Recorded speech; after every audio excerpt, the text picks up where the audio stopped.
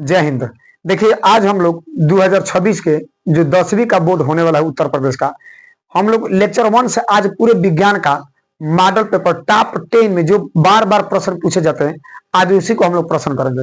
देखिए मैंने उन्हीं प्रश्न को लिया है, मैंने खोज करके देखा कि बार बार कौन क्वेश्चन जो है बार बार बोर्ड पूछ रहा है, आयोग पूछ रहा है, उसी को तहत मैंने निकाल करके 10 क्वेश्चन लाए हैं। और सीरीज क्या सर, आज लेक्चर 1 होगा, फिर एक बार लेक्चर 2 और इस तरह से पूरे बोर्ड तक ले हम लोग पूरे प्रैक्टिस करते रहेंगे विज्ञान का और साथ साथ में मैथ का भी।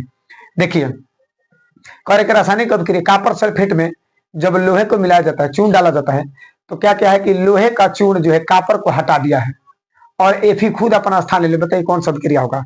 संयोजन अभिक्रिया, विस्थापन अभिक्रिया, अपघटन अभिक्रिया या उभय अपघटन अभिक्रिया? बताइए भैया।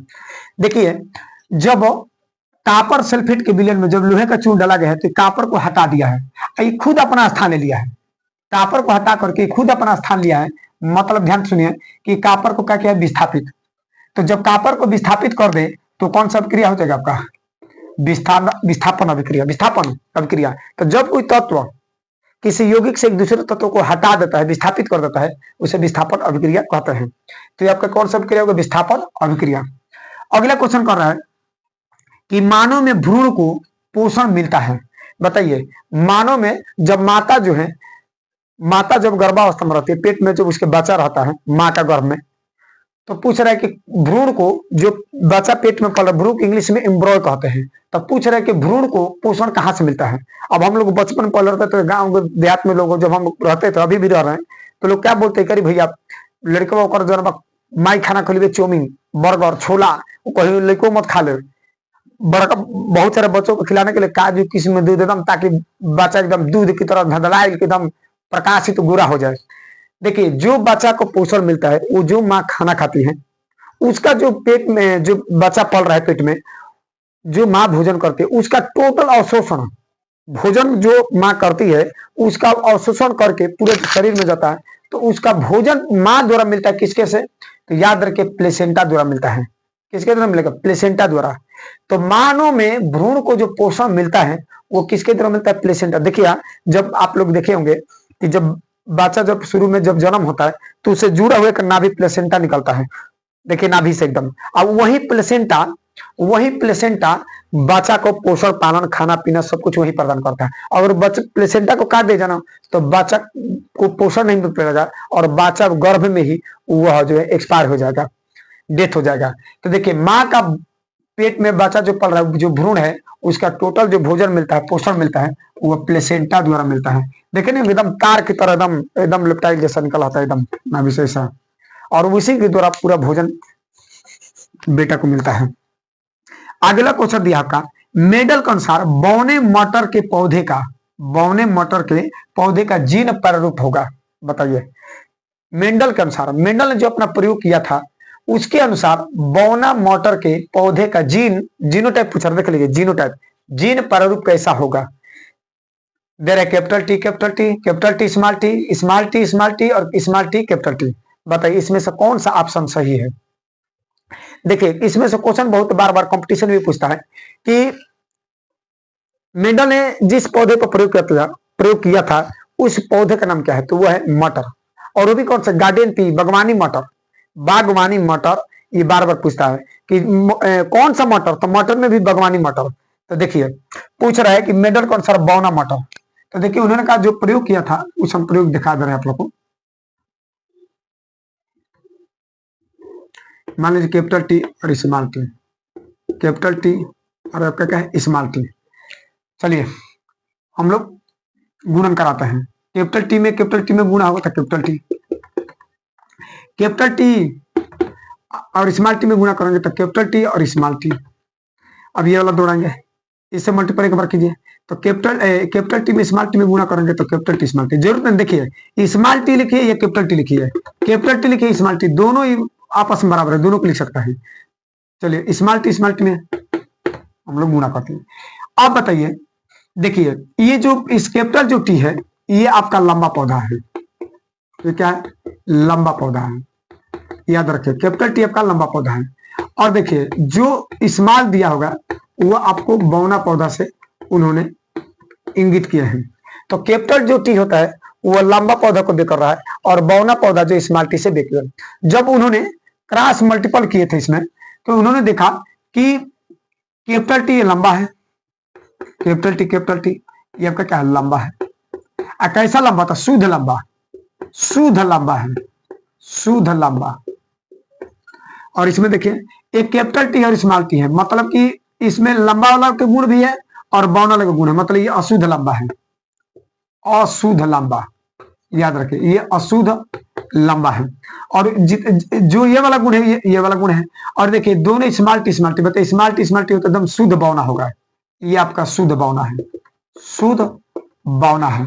तो देखिए जो मैंने लंबा दिखाया और जो स्मॉल टी कैपिटल टी, ये इन्होंने देखा कि एक जीन प्रारूप निकलेगा, जीन प्रारूप, और एक जो है लक्षण प्रारूप निकलेगा, जिसे फिनोटाइप कहेंगे, लक्षण प्रारूप। इस इंग्लिश में फिनोटाइप कहते हैं, फिनोटाइप, और इस इंग्लिश में बोलेंगे जीनोटाइप, फिनोटाइप और जीनोटाइप। देखिए अब बताइए फिनोटाइप मतलब कहा, ये शरीर का निर्धारण करता है। देखिए मान लीजिए हम लोग का हाइट, तो हम ना ज्यादा लंबा मांगेंगे ना बौना मांगेंगे, ना मिडिल वाला, बीच वाला हिस्सा में। तो पूछ रहा है कि बताइए लक्षण प्रारूप में कौन सा होगा।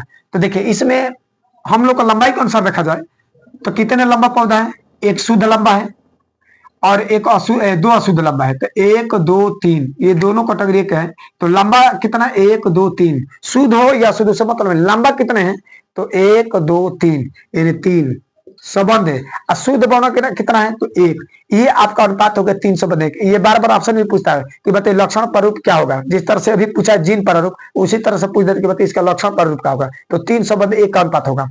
और जीनोटाइप में देखिए, तो जीनोटाइप में देखेंगे तो कैपिटल टी मात्र 4 कंडीशन में से केवल एक है, 4 कंडीशन में से मात्र एक बार आया है। और देखिए कैपिटल टी और small T, capital T small T कितना बार है, तो 2 बार, तो 2 बार है। और स्मॉल टी कितना बार है, तो 1 बार है। यानी आपका जीनोटाइप जो जीन प्रारूप होगा 1 संबंध 2 संबंध 1 का अनुपात में। यदि अनुपात के तरफ पूछे तो ये वाला होगा। और इस तरह से पूछ रहा है क्या, तो देखिए कह रहा है कि बौना मटर के पौधे का जीन प्रारूप होगा। तो देखिए ये तो अनुपात में दिया है, और जीन प्रारूप पूछ रहा तो शुद्ध बौना होगा तो स्मॉल टी होगा। तो बताइए बौना और मटर पौधा के लिए क्या होगा भैया, स्मॉल टी होगा आपका। ये आपका सी नंबर ऑप्शन सही है। चलिए चलते हैं। देखिए 5वां क्वेश्चन क्या कर रहा है कि पौधों में जल की हानि से संबंधित है। पौधों में जो जल का हानि होता है, लॉस होता है, वो किसके द्वारा होता है। कह रहा है कि ताना द्वारा, जड़ द्वारा, जाइलम द्वारा या रंध्र द्वारा। आप देखिए पढ़े होंगे कि पेड़ पौधों में कि जो पाता होते हैं, पेड़ पौधे का क्या है, जो पाता है उस पाता में छोटे छोटे छिद्र पाए जाते हैं, पाता में छोटे छोटे पाए जाते हैं छिद्र, जिसे रंध्र कहते हैं। याद रखिए जिसे क्या कहते हैं, रंध्र कहते हैं। रंध्र को इंग्लिश में स्टोमेटा कहते हैं। देखिए इसका 2 मुख्य कार्य है, स्टोमेटा का 2 मुख्य कार्य है। एक जो है गैसों का विनिमय, गैसों का विनिमय, और दूसरा जो कार्य है वह है वाष्पोत्सर्जन, वाष्पोत्सर्जन। 2 है। पहला जो है गैसों का विनिमय O2 और CO2। देखिए रंध्र द्वारा ही कार्बन डाइऑक्साइड का और ऑक्सीजन का आदान प्रदान होता है। पेड़ पौधों के पत्तों द्वारा ऑक्सीजन का आदान प्रदान और कार्बन डाइऑक्साइड का आदान प्रदान होता है, और मुख्य कार्य उसका और उत्सर्जन करना। जैसे पेड़ पौधा के पत्तों से पानी का वाष्प हो जाना, पानी का वाष्प हो जाना वाष्पोत्सर्जन कहलाता है। तो पेड़ पौधे का पत्ते द्वारा क्या करता है, पूरा खखोर के अंदर से पूरा पानी को बाहर निकालने का प्रयास करते हैं। तो 90% पानी उड़ा देते हैं, 90% पानी क्या करते हैं, उड़ा देते हैं, जिसके चलते बारिश होने लगते हैं। तो जहां पर पेड़ पौधा रहेंगे वहां पर वाष्पोत्सर्जन की क्रिया होगी, जिसके चलते बारिश होती रहती है। तो पूछ रहे कि पौधों में जल की हानि किससे होगी। तो देखिए पेड़ पौधों द्वारा पानी का वाष्पोत्सर्जन कर देना क्या कहलाता है भैया, वाष्पोत्सर्जन कहलाता है। पेड़ पौधों द्वारा पानी को बाहर निकाला क्या कहलाता है, वाष्पोत्सर्जन। किसके द्वारा ये संभव है, तो रंध्र द्वारा संभव है। ये आपका सही है, वो है आपका रंध्र। आपको क्या क्वेश्चन है, सही है, रंध्र सही है।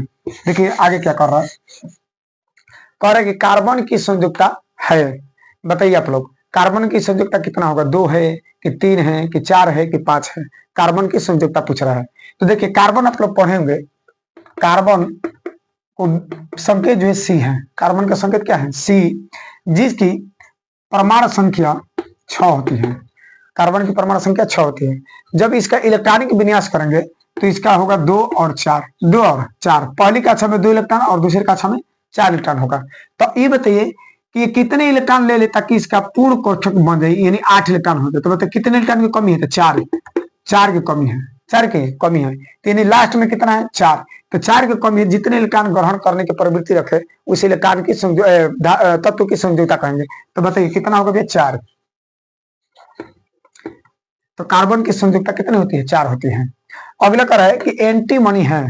बताइए आपका एंटीमनी क्या है, धातु है, अधातु है, उपधातु है कि मिश्र धातु है। देखिए एंटीमनी आपका उपधातु है।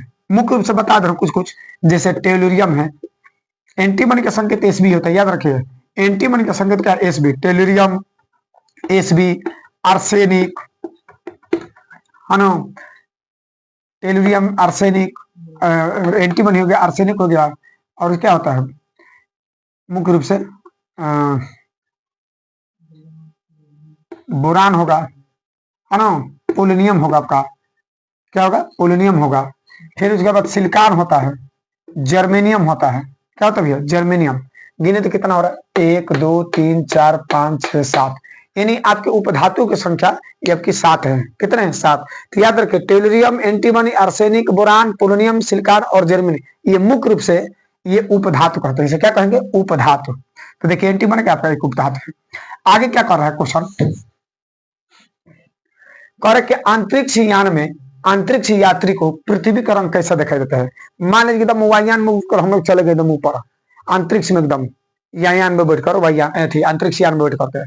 और जब हम अंतरिक्ष यान में जब चले जाएंगे और उस अंतरिक्ष यान से नीचे की तरफ जब पृथ्वी को देखते हैं तो पृथ्वी का कलर, इसका रंग कैसा दिखाई देता है बताइए।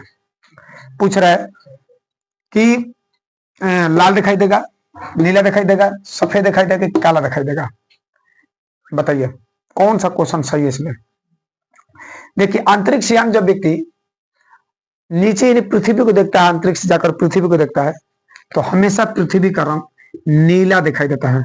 किसके दिन से नीला दिखाई देता है, किसके दिन से, तो देखिए लगभग 3/3 पूरा समुद्र घिरा हुआ है और समुद्र का रंग जो है प्रकाश प्रकिरण के कारण से वो नीला दिखाई देता है। कैसा दिखाई देता है नीला। इसके चलते मान लीजिए कि पूरा चारों तरफ नीला ही नीला हो, पूरा चारों तरफ नीला। अब माने कि एक छोटा सा चीज इतना है यहाँ पर, तो उसको भी रंग जब देखेंगे कुछ दूरी से जाकर अनंत दूर से, तो लगेगा कि ये भी नीला रंग है। ये भी कैसे दिखाई नीला रंग।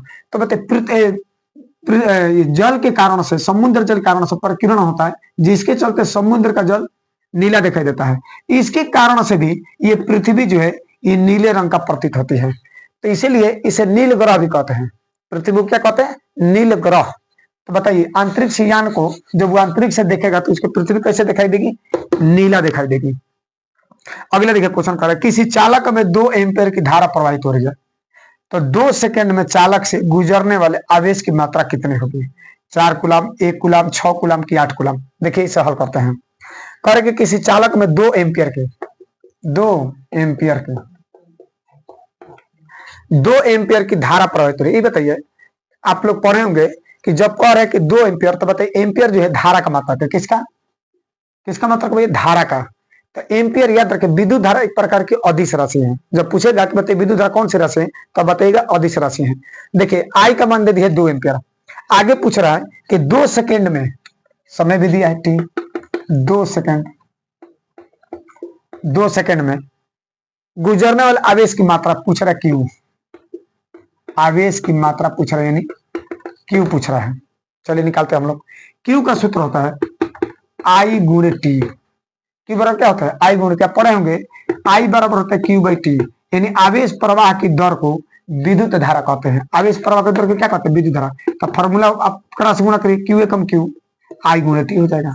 अब यह पर मान का पुटअप कर दीजिए। देखिए तो आई का वैल्यू क्या 2 और गुणे टी का मान कितना है 2, तो गुणा करेंगे तो 2 दूनी का 4।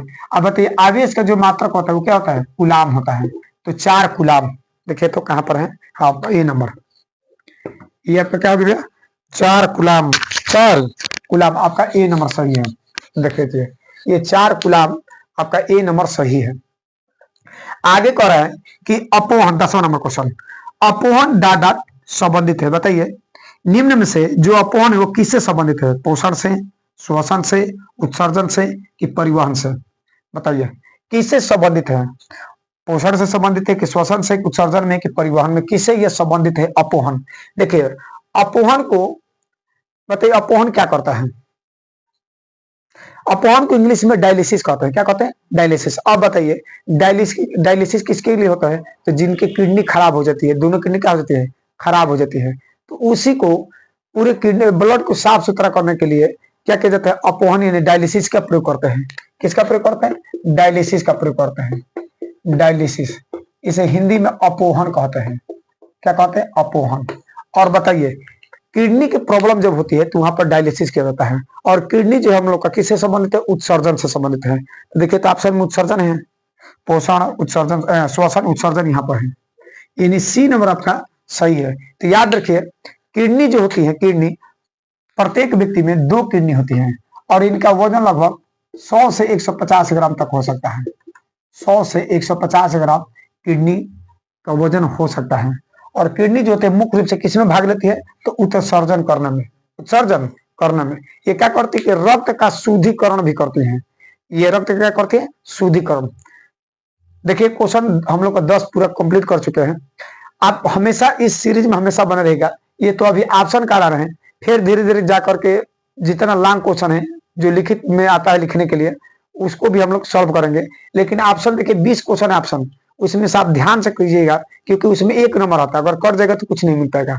चलिए अगले एपिसोड में मिलेंगे। जय हिंद।